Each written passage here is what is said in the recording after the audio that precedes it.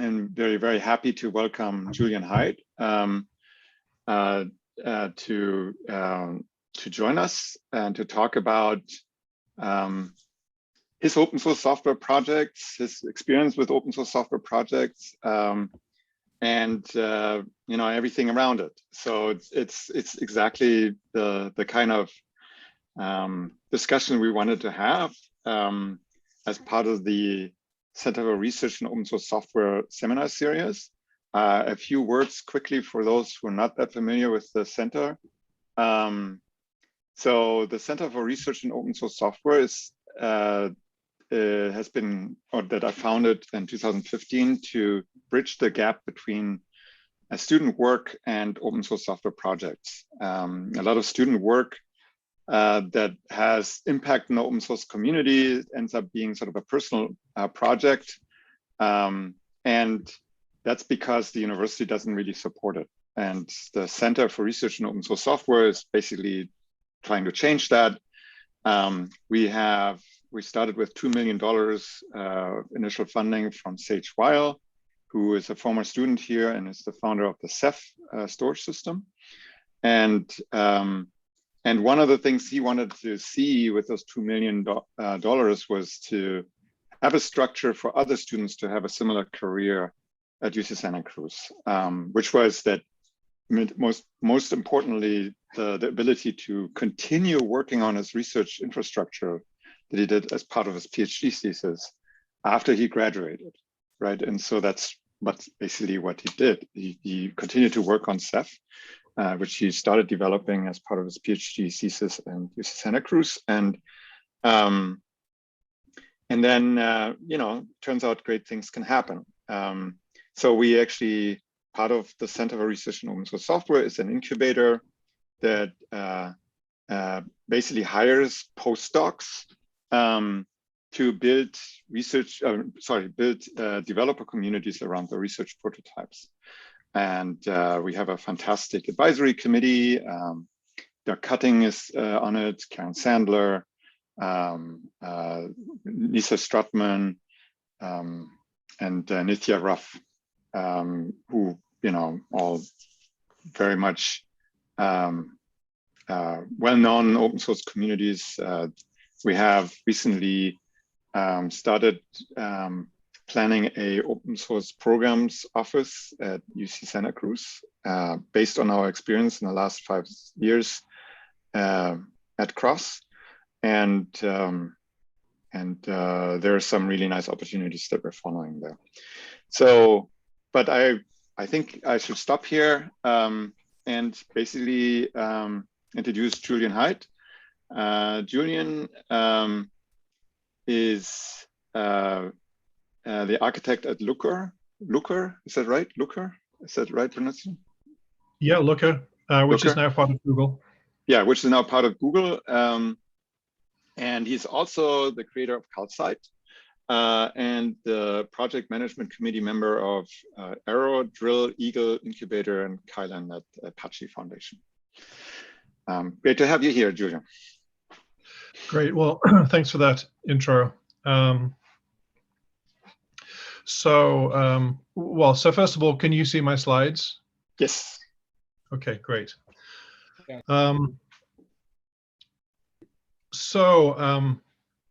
I wanted to give a talk about Calcite, but also about the general experience of developing open source software.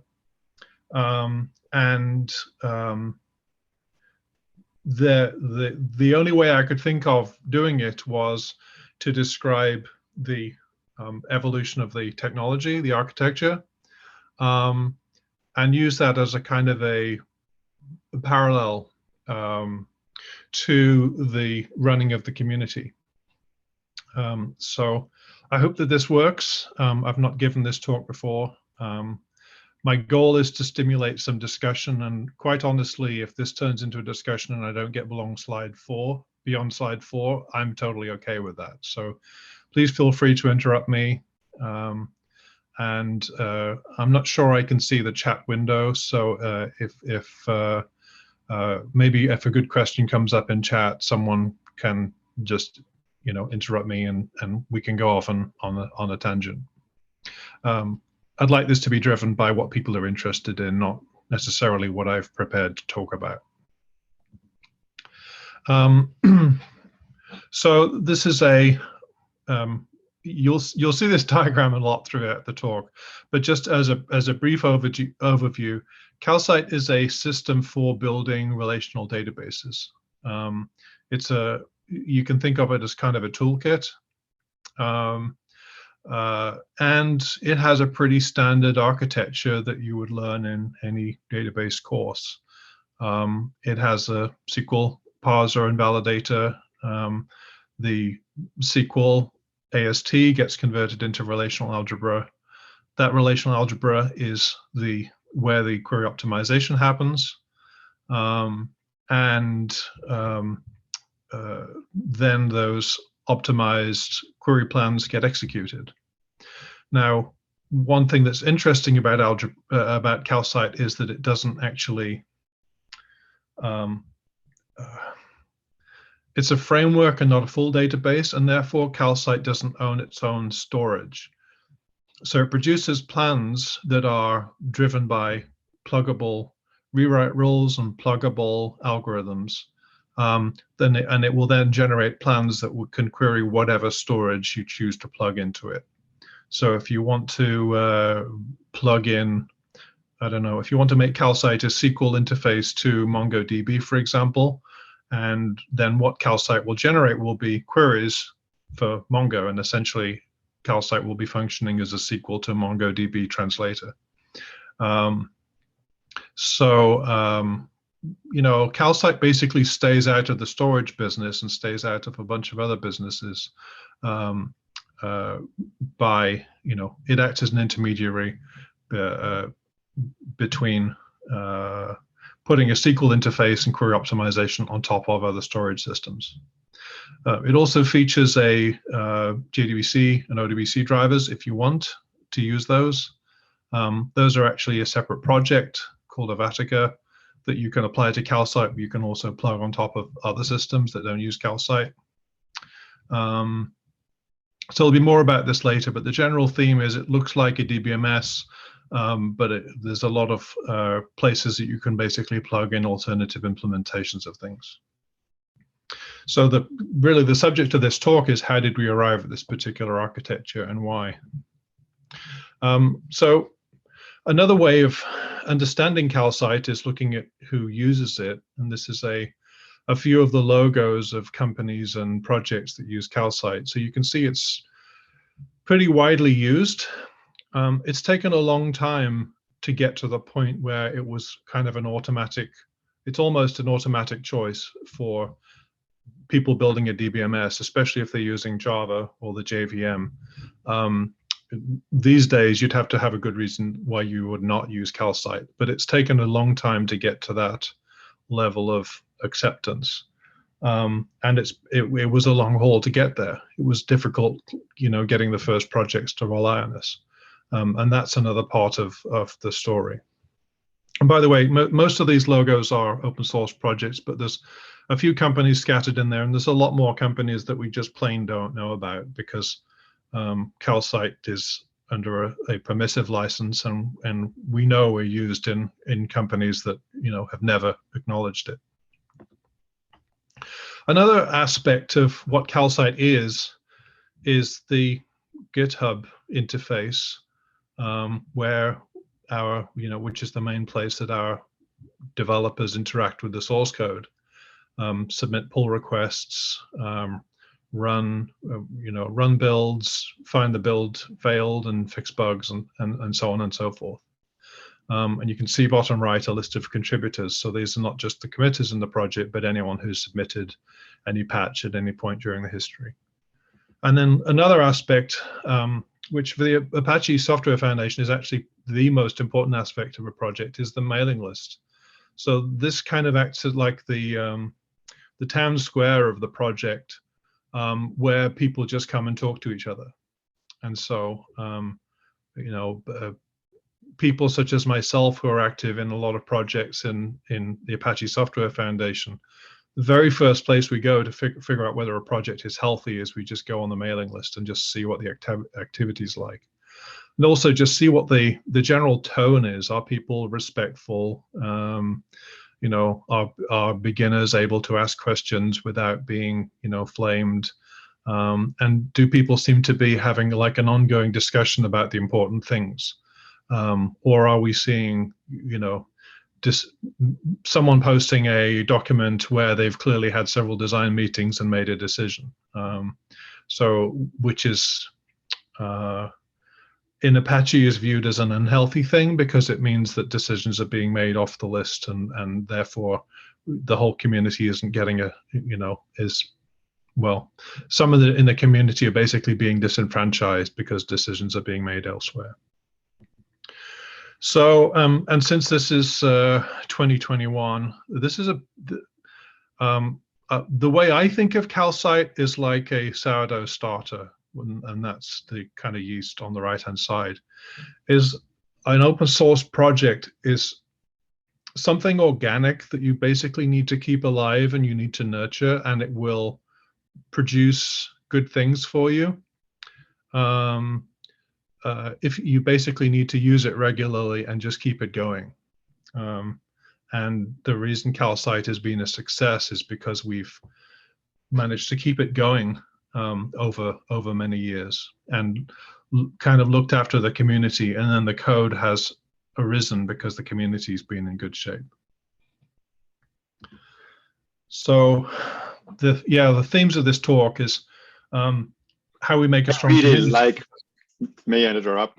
I really like that, actually, that you use that as a you know, the code as the rising of the dough, or baking it, right? Baking bread. I've been always using the coral.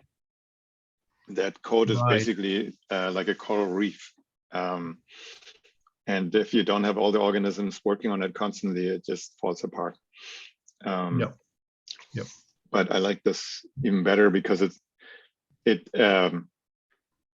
actually you know, it has a good time component, and keeping it alive is really important. Yeah, thank you. So yeah, I'm going to tell the story of the technical evolution, but I'm really interested in how the community evolved, and hopefully I will touch on some of the reasons we made choices. So the challenge is you're not designing a piece of software. In fact, no one ever really designs a piece of software. You basically design version 1 of a piece of software, and then it grows into version 2 and version 3. Anyone who thinks they know what version 5 of the software is going to do is lying, and you shouldn't be designing for version 5 when you're designing version 1. So even in a piece of commercial software, you should be designing for the immediate future, but with kind of, you know, one eye to where it might evolve in future. So yeah, so a lot of the things I'm talking about, I guess, are good software engineering practices. Like, you need to find a way to test this thing, otherwise it's not, you know, otherwise it's never going to work. Hardware engineers know this, but software engineers kind of know it as well. So you need to build all of those things in. And I've already said interrupt and ask questions. So our goals are not to be a DBMS, but to make it easy for people to write a simple DBMS. In my career, I've probably written about 5 or 6. I started my career in Oracle in the mid-1990s. I worked on the Oracle database. In the early 2000s, I was working at SQLstream, which is a SQL interface to streaming data. And a lot of the kind of you know, originations of the Calcite code came out of SQLstream, and so on and so forth. Yeah, I wrote an open source OLAP engine called Mondrian in the early 2000s, which implemented the MDX language. So I've written quite a few databases, and there's an awful lot of commonality between those. And in the same way that people will write a parser generator to kind of abstract the problem of writing a parser, Calcite is trying to abstract the problem of writing a database and provide reusable components, so it's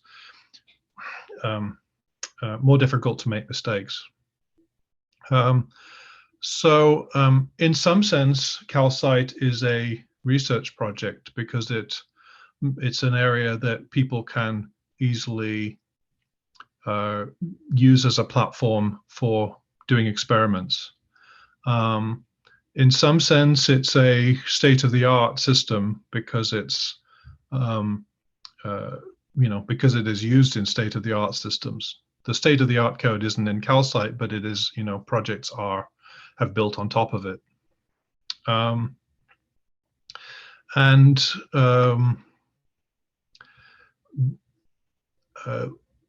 Being open source gives us a unique opportunity to build a different kind of software, in that library code it's always been problematic to write library code. I remember, back in the 1980s and 1990s, you'd buy a library, you'd pay money for it, and you wouldn't get the source code. And so the library had to be extremely well documented. And if something didn't work, there was no way to step into the code in the debugger because the code wasn't there.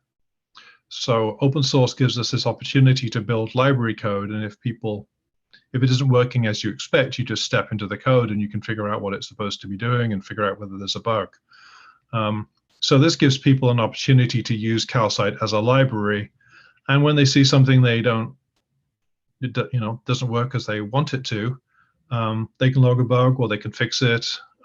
They can fork the code and make their own version of it, whatever. But this combination of a framework where you use the library unchanged but plug in your own modules, or open source where you use the code and then modify it to your liking, or some combination, gives us I guess an unfair advantage over other ways of solving the same problems. The Apache license and the governance model of the Apache Software Foundation is pretty much essential to how we work, and I guess in this talk I will touch on some of the values that we get from the Apache way of developing software. So I had a quick question about the Apache governance. Was that a goal set out originally when you wanted to open source Calcite? Like, I've open sourced things and I tend to just think about, I want a permissive license and not so much the governance model, and specifically Apache, which I'm less familiar about their specific governance model. So it's like mostly license centered, and I was wondering how that fit into Calcite. Yeah, so the license is really about what rights do the users of your software have. And an important an important difference of thinking is the Free Software Foundation tends to think of your software having rights, and doesn't want anyone taking your software and including it in commercial products and not contributing back. The Apache view of it is that we want to encourage companies that are users, and we want to make it as easy as possible for commercial entities to use this. So that's the license aspect of this. Can I chime in? Yeah. Oh, and I think we have a hand. Shell, you want to? Sure. So the first thing that occurred to me is that, except for the licensing, this sounds a whole lot like what the way MySQL was designed, to be able to be something that could operate on top of a whole bunch of different storage engines, concurrency control and transaction management, and all the rest of it, and also perhaps MariaDB. Do you want to talk about how, aside clearly from the licensing, you end up differing in the approach from, say, what MySQL did? Yeah, definitely. I guess I'll come back to it later, but MySQL's extension model was storage engines. And so they had various storage engines, but they only had one optimizer. So if you wanted to add things like materialized views to MySQL, you were in trouble because that particular pluggable hole didn't exist in MySQL. So, I saw people that were developing a new storage engine, and basically kind of doing the query optimization in the storage engine, which is just not a natural place to do it. So yeah, my criticism of MySQL is they only had one kind of adapter, which was storage engines. And that wasn't really rich enough for the kinds of extensibility that, you know, a lot of us wanted to do at that time.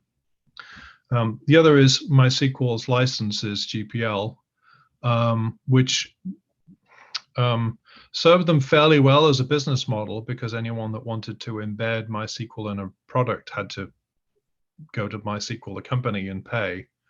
But it didn't allow people to freely embed MySQL inside other databases, because they could only do that if they made the entire database open source. So, you know, contrast that with Postgres, which has a more permissive license. We saw a lot of companies that were created by basically cloning the Postgres code base, forking it basically. And we didn't see that kind, and there's, you know, there's a lot of diversity in the successes of Postgres because of the permissive license that we didn't really see in MySQL. So that's a consequence of the different licensing of MySQL versus Postgres. Thank you. Yeah, another decision we made in Calcite was Calcite's written in Java, whereas Postgres and MySQL are written in C. And Java is just a higher level language. It has garbage collection. It has more memory protection built in. And so it's potentially slower, but it is a more forgiving language if you want to contribute to it. I mean, it's impossible to crash the system by making a Java, you know, a contribution of Java code. And that was an explicit choice to use a high-level language for Java, for Calcite. I wanted to go back to the governance model. So the governance model is really about how the community works rather than what we do for the users. And the basic ideas of the governance model are that when you contribute to Calcite or an any Apache project, you might be working for IBM, but you're contributing as an individual. You're not representing IBM. And when you're voting on whether it's a good release or a bad release, you're voting as an individual. You're basically voting for what is in the best interest of the project, not as what is in the best interest of your employer. So everyone who's working on an Apache project, this is different than things like, for example, the Eclipse Foundation, where you join a project as a company. So you're working as an individual, and conversely, if you can earn merit, which means that if you make a few good code contributions, or you talk at conferences, or help out on the dev list, answering conversations, answering people's questions, you will be rewarded and made first a committer in the project and then a PMC member of the project. So the project is basically open to anyone that's prepared to put in the time and help out. So that means that potentially anyone has a voice in the project, and that voice is earned based on what you do, not based on who you work for. And the project is governed by the PMC. It's the intellectual property is owned by the Apache Software Foundation, but the PMC basically governs the project, makes decisions about branding and so forth.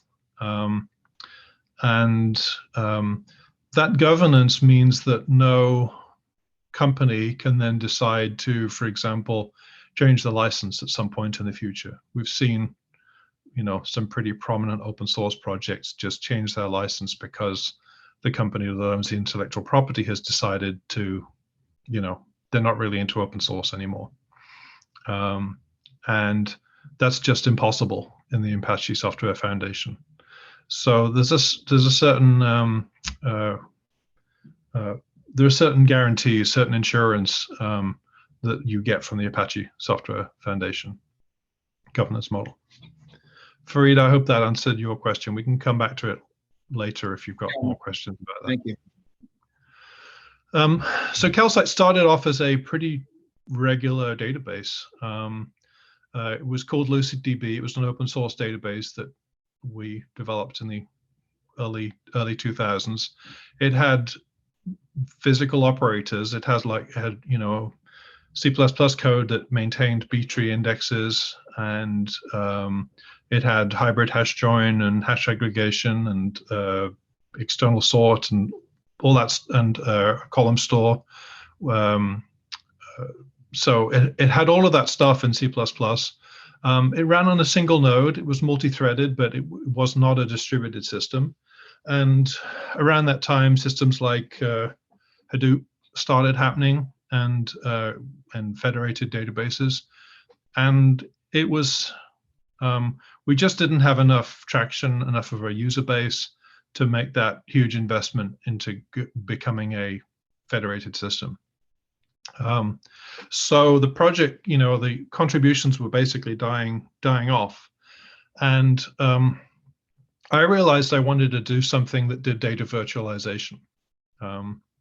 So I wanted something that would act as an intermediary and perhaps join data that was in MySQL with data that was in Mongo.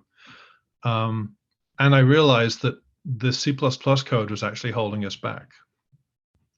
So I got rid of all of the C++ code and started to reimagine this thing as more of a intermediary between you and your data rather than the place that the data was stored. So yeah, got rid of the physical operators and began to rely more on pluggable components. Because of all this stuff I'd gotten rid of, we had to have ways of replacing it. And therefore, we already had a query planner which was based on pluggable rewrite rules. It's based on the Volcano paper from the early 1990s, and also the Cascades framework, which are now pretty much the standard for building query optimizers. But those particular optimizer engines were based on pluggable query rewrite rules. So we already had that. But the fact that the rules were pluggable meant that we could allow people to bring on their own rewrite rules at runtime without recompiling Calcite. And so we, building on that allowed people to bring in their own adapters at runtime. And the query optimizer is able to stitch together all of these different components to produce a system that can optimize your queries for MongoDB, even though the core Calcite code has never heard of MongoDB. So that was a quick question. Yeah. So the stats and costs, basically, it's just an independent system from the perspective of your query planner, right? It doesn't have to have a connection with the storage where the data actually resides and the statistics is about. Right. The query planner will ask for things like how many rows are in this table? What is the selectivity of this predicate? Now, it could be that you've provided a table which is a Mongo table, and it could be that Mongo has its own statistics system. And so therefore, when you provide the Mongo table scan relational operator, you will also provide an implementation of the stats so that it will read from Mongo's stats system. But Calcite doesn't know that. You've implemented various APIs that behind the scenes are consistent with each other, but Calcite doesn't know. We use the word stats in a very broad sense. So it's not just statistics coming from the external system, like number of rows, but it's also things like estimates of cardinality. So looking at where x greater than 1 and y is less than 5, looking at that and estimating how many rows, what percentage of rows will be true, that condition will evaluate to true. Even things like provenance. So, I say select X from, X plus Y from a view, figuring out what is the origin of column X in that view. There might be several views underneath it, and so that column might come from, a particular table. So that's all part of our metadata system. What ties all that and figuring out whether a column might be null, figuring out whether a column is always in a particular range, what are the distinct keys of a table or relation. This is all stuff that the optimizer might need to know. And from a system perspective, this is stuff that the optimizer is going to ask for these pieces of information over and over again. And this information is often derived from relational expressions further down. So you need to have some kind of a caching system. So this information, if I ask the question 1,000 times, it only computes it once. So you provide your various forms of statistics, and Calcite will wrap those statistics in an effective caching layer so that the statistics don't get computed more than they need to. That's essential for a working optimizer. It's pretty boring stuff. It's not very interesting code, but it's there. And there are default implementations of these statistics which work out of the box, that work fairly well enough for people to get started and try a few simple experiments. You also have pluggable cost estimation in what you're doing, because if you have statistics that can be generalized, then the optimizer itself in estimating sizes and costs would have to be able to take advantage of whatever special statistics exists for Mongo or whatever system you're operating in, rather than dealing with it in a fixed way. So it doesn't show as pluggable here, but I would assume that the optimizer cost and size estimation are also at some level pluggable. Yeah, cost is one of many statistics. So the biggest problem we have with our cost model is the fact that it's the algorithm requires costs to be a total order. In other words, it's this cost is either less than that cost or greater than that cost. That's in the nature of the Cascades frame algorithm that we use. So it does mean that you can't, for example, have a hybrid cost, which is a mixture of CPU cost and I/O. So that's a limitation that we're looking to fix at some point. But when you use Calcite, you can choose what you want your cost model to be.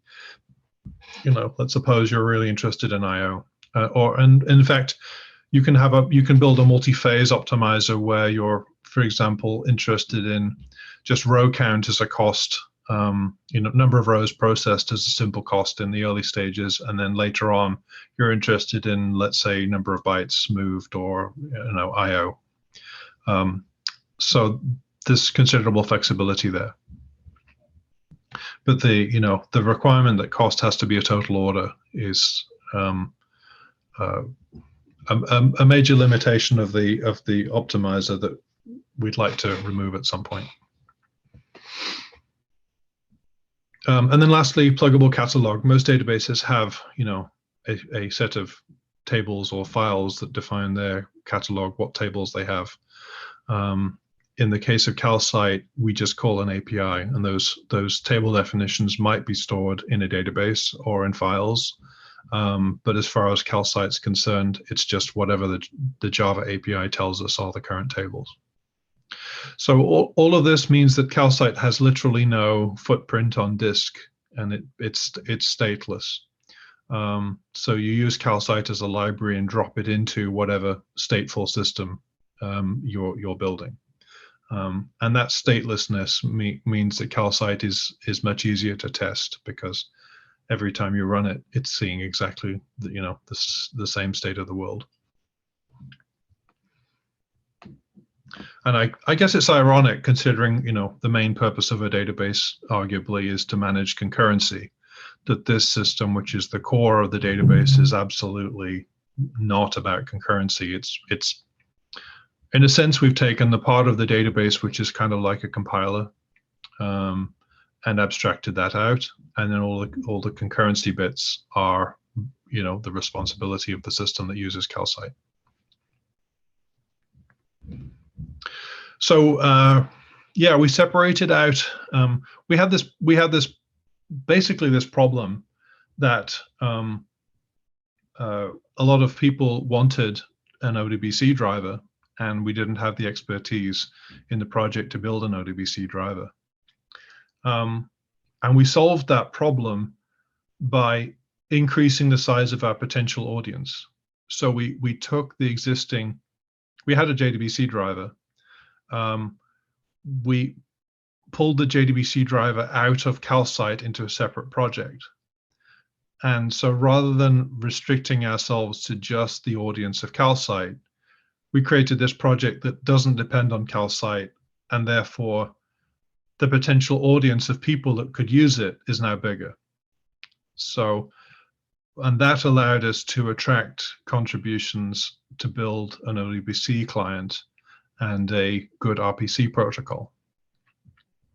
So Avatica, of course, still works with Calcite, but it's not exclusive to Calcite. The ODBC client, well, anyway, that's an example of a, problem, seeing the problem through the perspective of how do we change the community, not how do we change the code.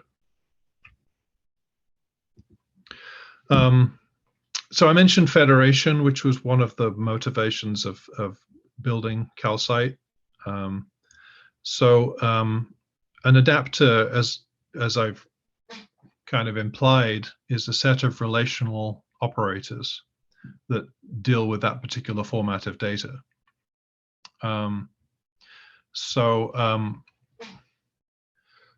We have one of the innovations Calcite has made on top of the Volcano Cascades framework is this idea of calling convention. So in the Cascades framework, there's two kinds of relational operators. There's logical operators and physical operators. In Calcite, we basically say that it's not just two, there's not just logical and physical, but there's this idea of calling convention, which is, you can think of as the data format. So each adapter defines its own calling convention. So the data, you could say, would be in Mongo format. And therefore, there's going to be a family of relational operators that implement, scan, filter, project, union, join, and so forth operating on data that's in Mongo format.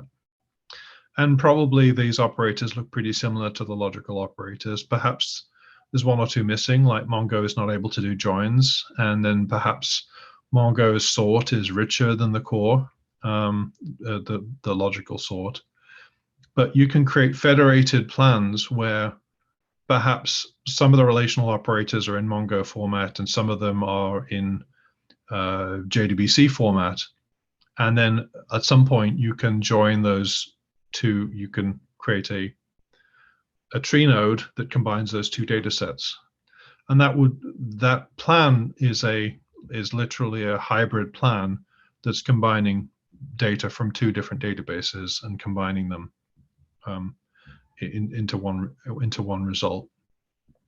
So these query transformation rules, there is a rule that will convert, for example, a logical filter into a Mongo filter.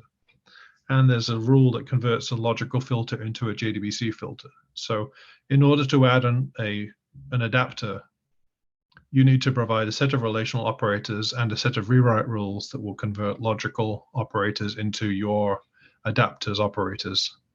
And that is sufficient to create a federated system with a new kind of data in it. And if you want to, you can also, like for extra credit, you can add your own statistics from that system. So here are a few of the adapters we have. There's many more than that, and these are the adapters that are actually in the Calcite code base. There are also adapters in other people's code bases that they've used Calcite and haven't contributed it back.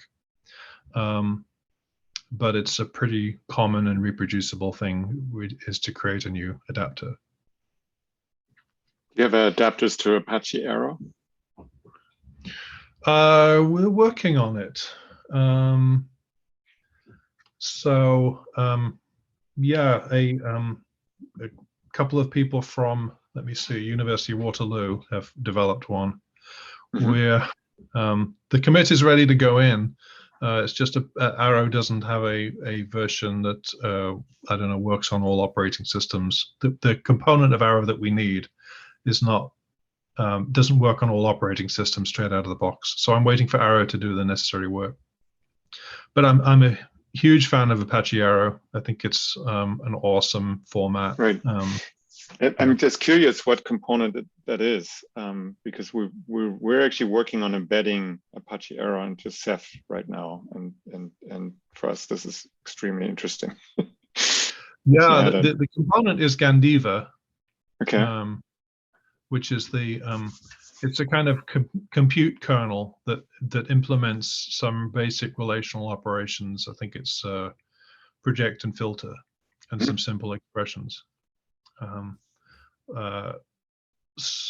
So, and of course, since this is C++ code, it's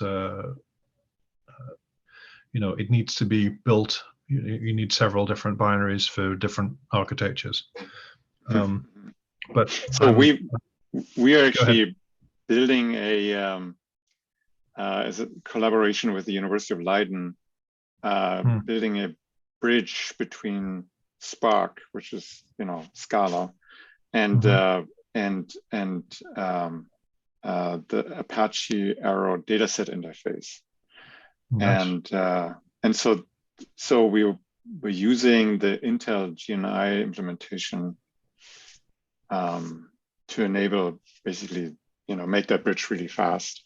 So far, the results have been really encouraging, and we want to basically use that same bridge also to connect an Arrow native storage system, which is basically the Ceph extension using Arrow. And so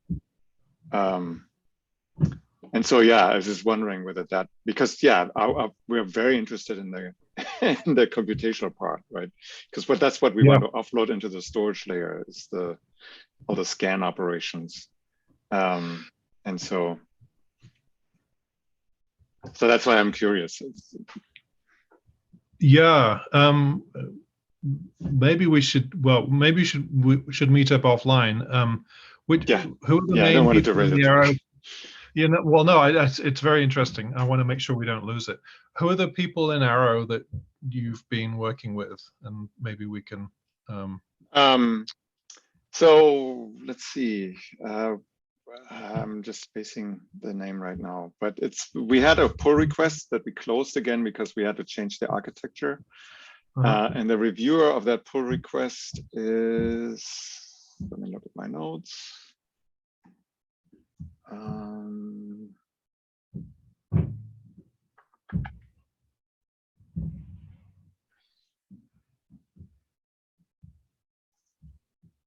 Bear with me.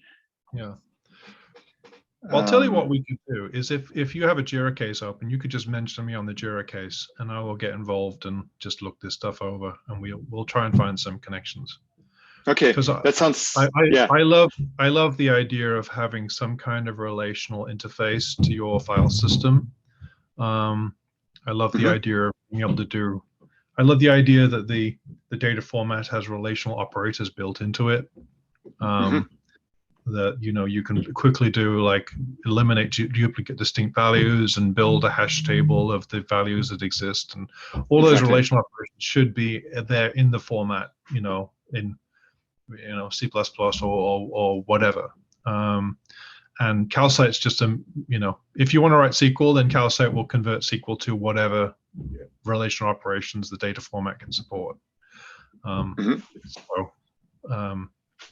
then then it should be blazingly fast. So really, yeah, let's do that offline, and I will provide you with pull requests, and because we're actually about to create a new pull request with the new architecture, and that will have all the information in it anyways. Yep. Okay, cool. All right, good. So yeah, I guess the takeaway from that is that each of these adapters turns into an interesting sub-community.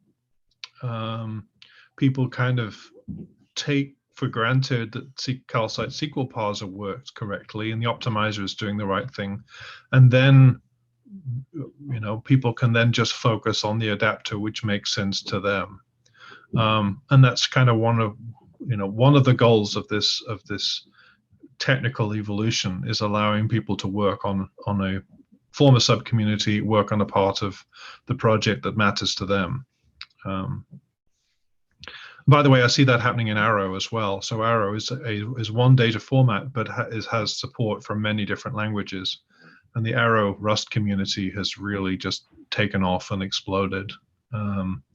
So the problem that they're having in the Arrow project is just to deal with this incredible energy that's coming out of the Arrow Rust community and just kind of harness it so the Arrow Rust community doesn't go off at twice the speed of everyone else.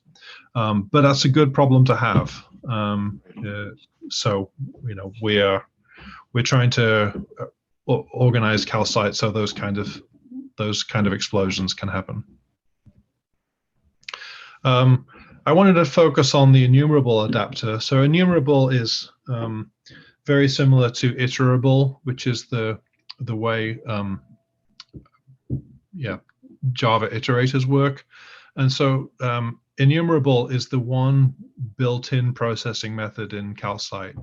So Calcite, if you give it a simple query like select star from employees where department number equals 10, it will actually generate an iterator that iterates over employees. It will generate a lambda function that says, is the department number greater than 10?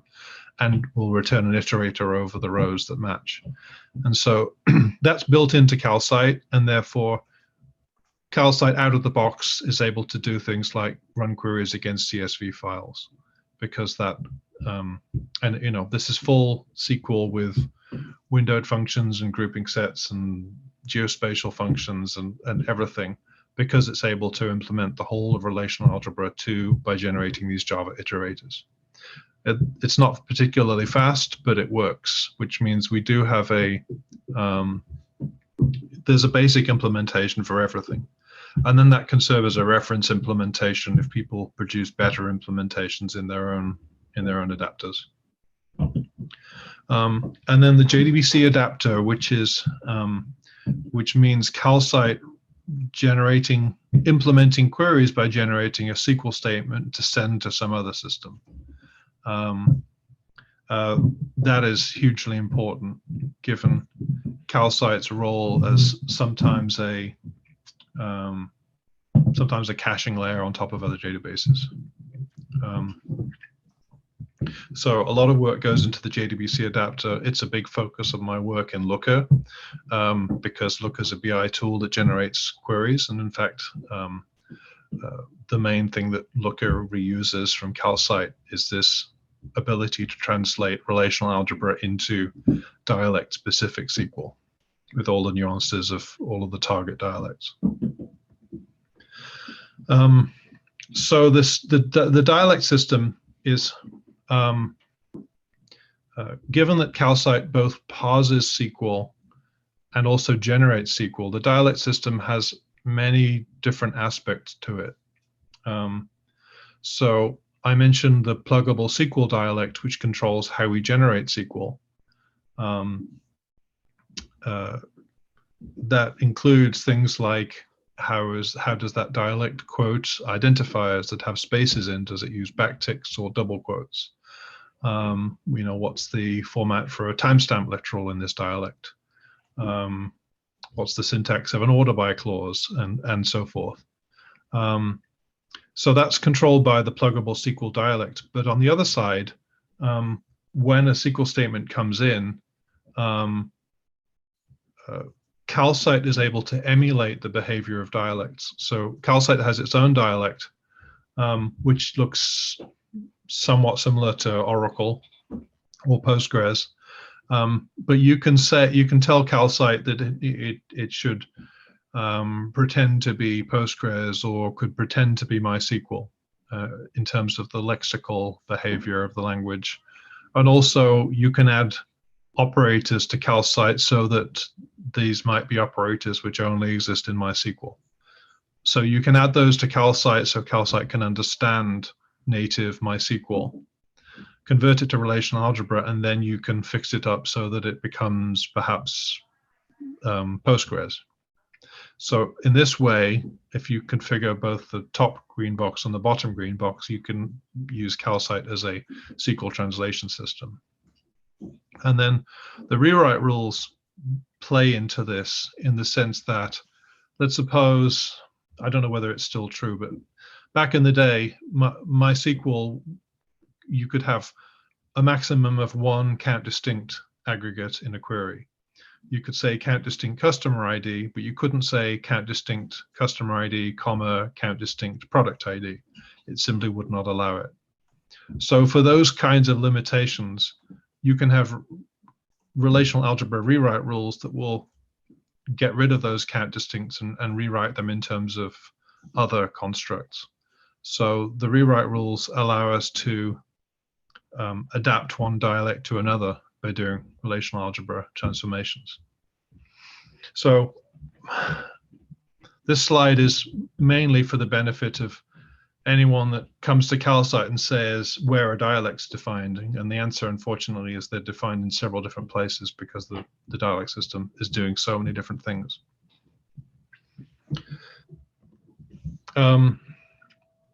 Other front-end languages. So I guess this was another of my goals when starting Calcite, was I wanted people to be able to experiment on with languages other than SQL. There was Microsoft came up with language integrated query in the mid-2000s, you know, integrating relational operators into languages like C#. So Calcite makes that possible, in that you can, Calcite does contain a few of these parsers, but you can also add your own. There's a component called Rel Builder, which builds relational algebra, and it's fairly straightforward. If you want to write a new relational language, you write a parser and you generate relational algebra using Rel Builder. And then the whole back end of Calcite, you know, executing that query against a, you know, Spark or Mongo or another JDBC system, all of that existing stuff you basically get for free. So if you want to design a new relational language, then have at it. Calcite's a good place to start. Oh, and by the way, Morel is a language I've been working on in my spare time for a couple of years. And it's a functional programming language that has support for relational data. And I'm delighted to say my talk about Morel just got accepted for Strange Loop in October. So nice. I'm actually going to a real conference with people at it. I wanted to talk about Calcite's role in research. So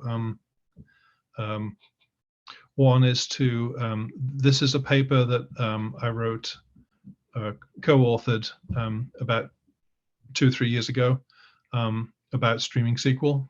It's based on things I learned at SQLstream, but we've continued the effort to make SQL a good language for streaming applications. And so some of the work for this was done in Calcite, but other work was done by Apache projects such as Flink and Beam. that are streaming systems and do use Calcite for SQL. So we've done experiments in what SQL features, how SQL can be extended for streaming SQL, and this has gone on to the next stage. We're now participating in the SQL standards process to try and standardize some of these features. So Calcite made it possible for us to examine these extensions to SQL and to evolve them with various open source communities. And then this one is still, this is a newer activity. This paper is going to be presented at SIGMOD this year. It is an effort, a collaboration between UC Irvine and Alibaba. And they are interested in incremental data warehousing. So they're interested in a data warehouse where data flows, their tables are continuously updated or updated several times a day. And the project, the problem they have is they need data, they need these tables to be updated, up to date at, let's say, midnight in order to be able to run their nightly queries. But their load window is too short to be able to update the table and run the reports within the the 3 hours that the system is offline. And so they're solving the problem of incremental data processing, which is how do I effectively maintain these tables? Let's say do a load every hour of the day, do a new load into a table, so that at midnight my table is already 99% up to date, and therefore I can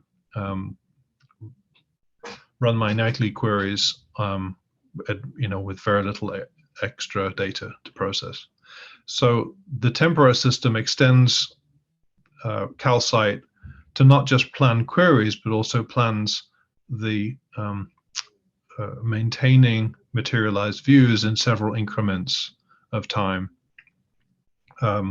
They've done this work in a fork of Calcite, and we've been working with them to bring this back into Calcite as a pull request. And the question is not just will the code compile? We've been dealing with questions like, who else besides Alibaba is going to use this feature? How is this feature going to be maintained? How is it going to grow? Are people going to understand this feature well enough to use it? And so, again, the conversation turned from technology to community. That if they dump a bunch of code on us which doesn't get used, that's dead code and that's a burden on the project. So we have to figure out how to keep that code alive and growing.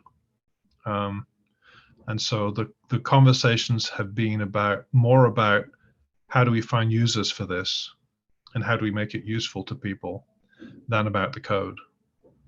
The code is excellent. It's really well written, but the point is that unless it gets regular attention, it will become obsolete and it will become a burden to all of us who are maintaining Calcite. So we've had a few meetings, and the Apache way is to minimize face-to-face meetings and Zoom calls and so forth, and try and get stuff onto conversations onto the development list, and conversations into the usual process of Jira cases and pull requests, and work in that forum where everyone around the world can potentially weigh in on this and help maintain it, regardless of their language and their time zone. So yeah, I mean, here's, if you want to look it up, here's the Jira case that we created, and you can basically see the process unfold as we try and land this code.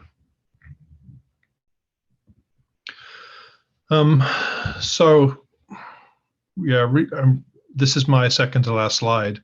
So we learned that decomposing the database makes it easier for people to use and reuse. The SQL, having a standard language, in the case of Calcite, SQL standard has allowed us has saved us a lot of effort because we've made fewer wrong turns in terms of the specification. We've when in doubt, we follow the standard. That makes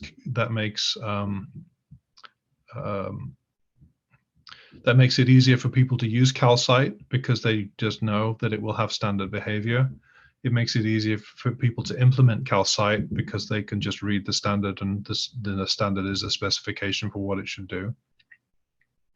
The relational algebra is really the core of Calcite, and this intermediate language allows us to have many possible front ends and many possible back ends. As a result of this, we have many users, but also many different kinds of users, from companies embedding us, researchers using us as a research platform, people using it as a translation toolkit, and so on and so forth. And we didn't think of these uses. People saw Calcite and decided that this would be a good solution to their problem. So these users just kind of happen organically. And then this is my last slide, but this slide could potentially take several hours to go through. So this is the I call them mantras. These are the principles that we found really useful in developing a good community. This is what I think, but you guys are welcome to push back and argue with me, because I think each of these is somewhat controversial. And so permissive license, I already dealt with this difference in philosophy between permissive the so-called open source and so-called free software communities. The open source community believes in using a license that is as permissive as possible, get as many users as possible, and users will tend to give back, to contribute back if it's in their interests. We believe that people will act in their own interests, but if you can somehow align interests so that when contributing back is in their interests, and if a project is moving quickly, for example, then people who fork the project will know that they're missing out on good stuff if they don't contribute their feature back, because every time we make a release, they're going to have to reapply their change. So people tend to give back significant functionality more often than you'd expect. Look after the community, and the community will look after the code. I already covered that idea, but it's very frequently in Apache people say community over code. That principle is very strong, and it works. Find a standard to implement. Yeah. I want to go back to point one with the permissive license. So one of the things that Doug Cutting, who's on our advisory board, he also gives presentations about his history of being involved in open source, and he made this really nice point where at some point Apache projects take off, right? And when they take off, that means usually you got to a point where the community moves faster than any one of the companies that could use the code because of a permissive license, and could sort of fork it for themselves, and then they have to maintain it themselves, right? And and there is sort of this point where the project moves faster, so it becomes actually more work to not contribute back. Yes. And so that so it's essentially the thing that that GPL tries to solve with legal language, right? That gets solved here with just the dynamics of a project. Now the question is, when did you get to that level, and how do you get to that level before you know, and is Calcite already at that level? Yeah, well, definitely. Calcite's been at this level for 4 or 5 years, I think. I mean, initially, an awful lot of this stuff is initially it's just a matter of faith. I have faith in the open source process, and you know, Free Software Foundation people would disagree with me, but I just believe that open source under a permissive license is more open source than free software under a restrictive copyleft license. I think the power of open source is this ability for people to just do what they want with it and get good stuff, and for it not to be a zero-sum game. You have to have faith in that to start with. And of course, some projects don't succeed. I think it's interesting that there are companies who are, I'm not going to name any names, but companies that have been very successful under a permissive open source license, and then they notice that Amazon is basically taking their code and hosting it and making money out of their project, and that's distressing for those of us who want commercial open source to succeed. But what those companies don't recognize or don't say is that their project became successful probably because it was under a permissive license. So the counterfactual doesn't exist, that they can't say, well, what would have happened if my project had been under GPL, or if my project had been under a commercial license. They probably would not have got into that position where so many people wanted to use it that Amazon was now seeking to host it. So, you know, if there's such a great market for your open source project that Amazon wants to host it, that's a sign that you've succeeded. Now, I wish Amazon did do a better job of paying back, but still, it's a good problem to have, that your project is so successful.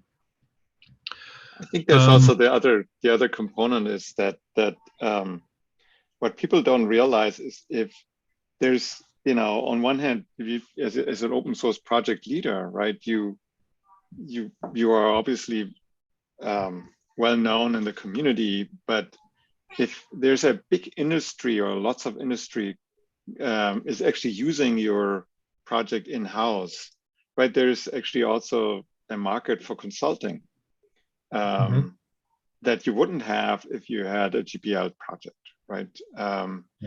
And so that actually is important for many people who, you know, don't work at Google, but actually try to sort of stay funded while leading an open source project independently. Yeah, I guess I didn't touch on this, but the idea of commercial source, or how to make a living doing open source, it's a very hard question to answer. There's no really straightforward answer to it. Consulting is one option, but you know, I personally don't enjoy like being a consultant, being, you know, flying on a plane and solving customers' problems for a living. I would rather work on the core code rather than using it to implement.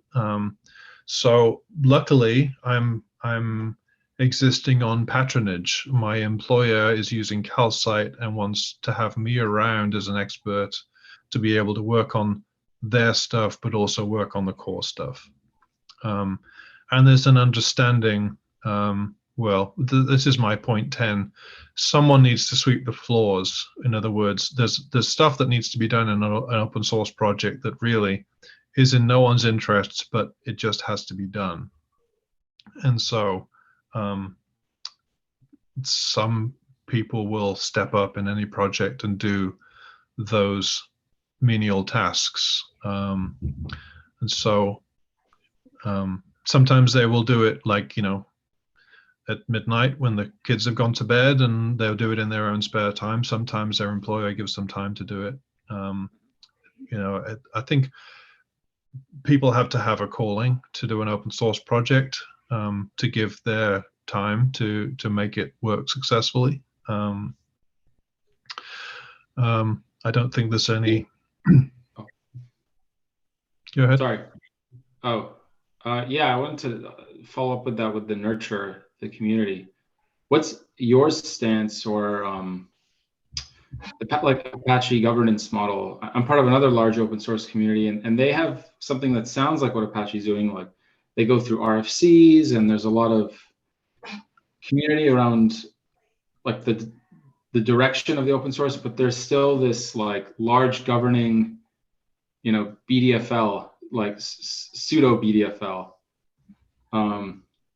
I don't know, like, as the originator of Calcite, like, is that a role you're trying to step out of? Like, does Apache deal with that explicitly? Yeah, they do. So the BDFL is the benevolent dictator for life. And it's a, for example, Linus is that individual for the Linux community. And, Ruby community, Python all have those figures. Apache views that as a bug, not a feature. I am kind of in that role, that I had the original vision for Calcite. But on the other hand, I just get one vote. I don't get to veto anything. I get to speak and persuade people, and I try as much as I can to step out of conversations. One technique is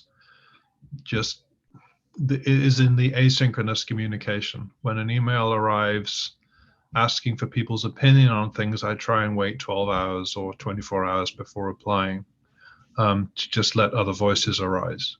But it's a problem that I personally am trying to deal with, is not let myself be the leader of every decision. I think I'm doing reasonably well at it. I do believe projects should have there should be a number of individuals that have a vision for what the project could be. It's, you don't simply want it to just blow, whichever way the latest pull requests are going. There should be some vision, but it shouldn't be owned by one person. And certainly one person shouldn't have veto over where the project is going. So the Apache governance model helps quite a lot with that. The other thing about the open source business model is it differs between projects, but a project like Calcite, there are some projects where all of the engineers who are working on it are working for pretty much the same company. Spark, for example, the lead engineers will work for Databricks, and that can work as long as the company is dedicated to Apache governance. But in a project like Calcite, everyone that's working on Calcite is salaried, and that working on database code is their job. Virtually no one is working on it. Actually, no one is working on Calcite full time, so it's a slice of their job. And I think probably all of them have to make some kind of compromises. They probably have to talk to their manager and say, you need to take me off the critical path for 2 days next week because I volunteered to be release manager for Calcite. So there's a lot of juggling that needs to be done. Let me just run through, I guess we only have 10 minutes left, but let me run through these points, and just feel free to jump in and contradict me. Design for users. The way this manifests it is people will do a pull request, which is fix null pointer exception in this function. And I encourage them to rephrase that in terms of, if I run this SQL query, I get an error.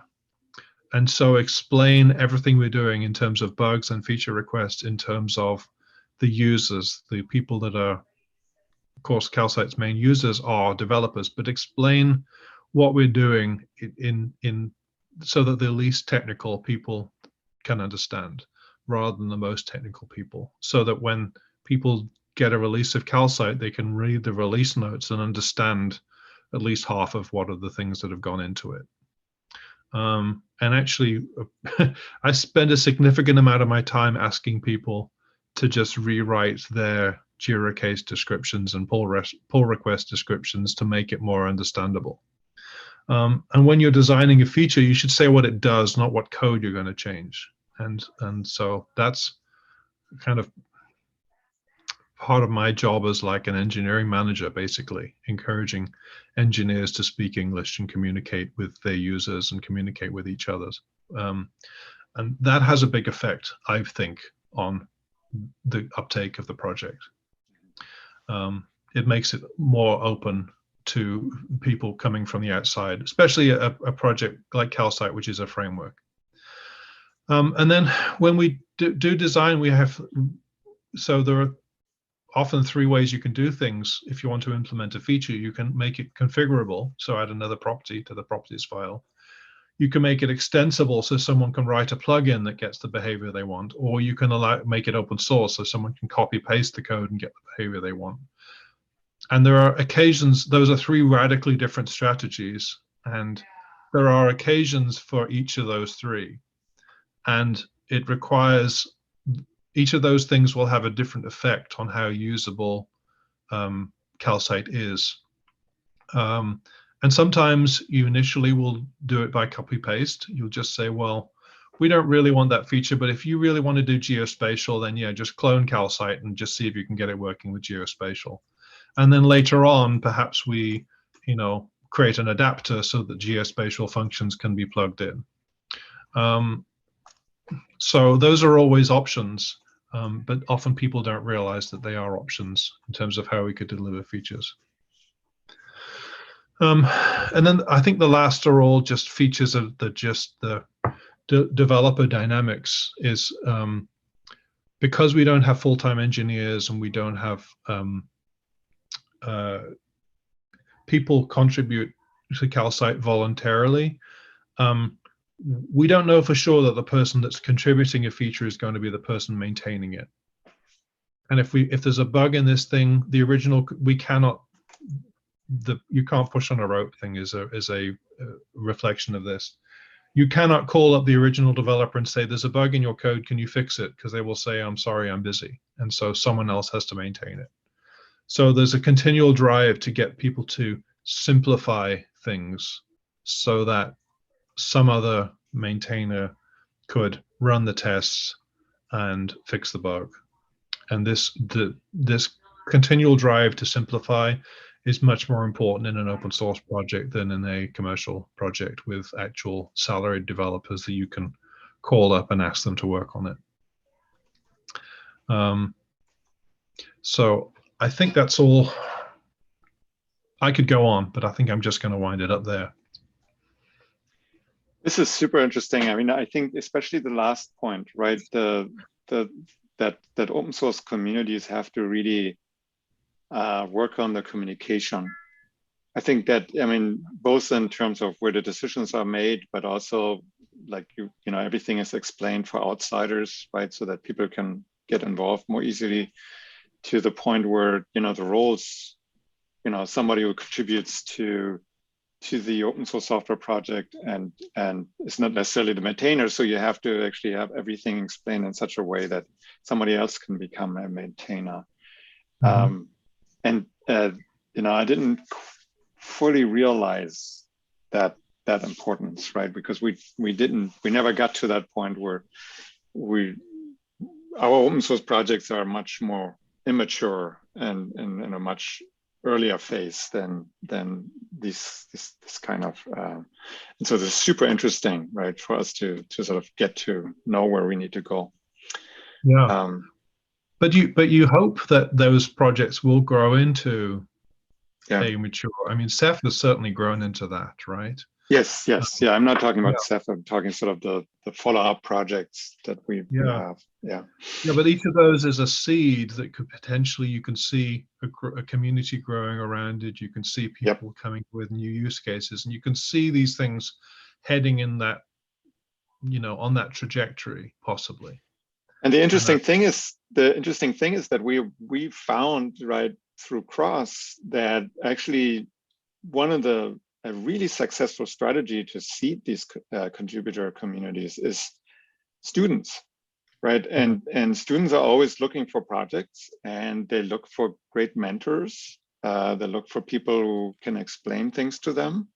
And then it's either a class project, or it's a summer project, or it's a senior project, or master's thesis, or even a PhD project, right? So they always look for project topics and for mentors, right? And we found that if there is somebody who's really intent to grow a developer community, right, that's a really nice place to start.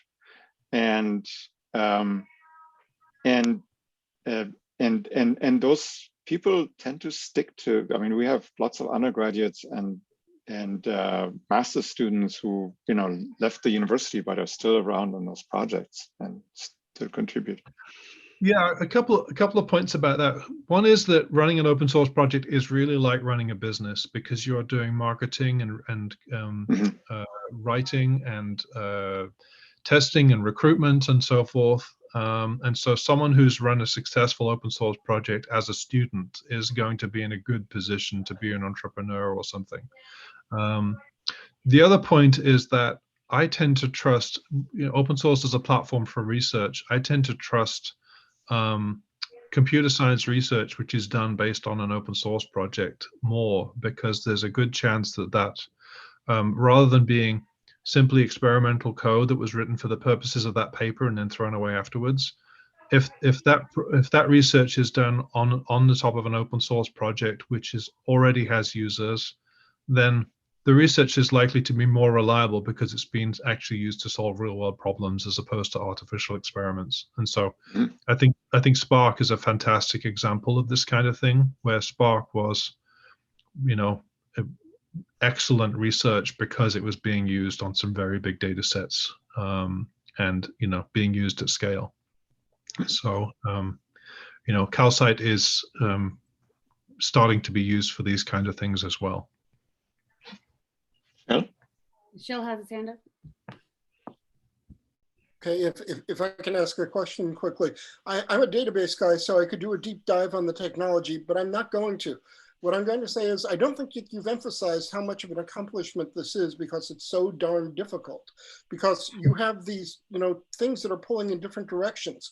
You want to have everybody contributing things that are important, but you want to avoid having bloatware. You don't want to have this branching going off in different directions. And you also want to make sure that you have a lot of enthusiastic large companies that are involved, having their people engaged, but you also don't want to have people from one company ending up dominating the conversation because they send massive amounts of people in. So you can treat that as a comment with a compliment, or you can treat it as a question, because I think what you're doing is really hard to do. Well, I definitely take it as a compliment. Thank you, Shell.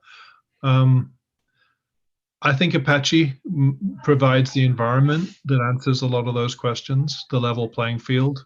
But it's also been a lot of work and commitment of individuals to be, leaving aside the technical stuff, just to be open to each other and treat each other with respect. And Calcite community has achieved this because they've all come to it in the spirit of wanting to collaborate and make something, for everybody. So, and it continues. And I hope I'm influential in Calcite for a number of years, but the idea is that I could step aside or be hit by a bus, and the community would continue to make good decisions and continue to grow. If I haven't achieved that, then I've not really been doing my job. Very cool. Thank you. I think we're out of time. But thank you so much. I think, Julian, let's give him a round of applause.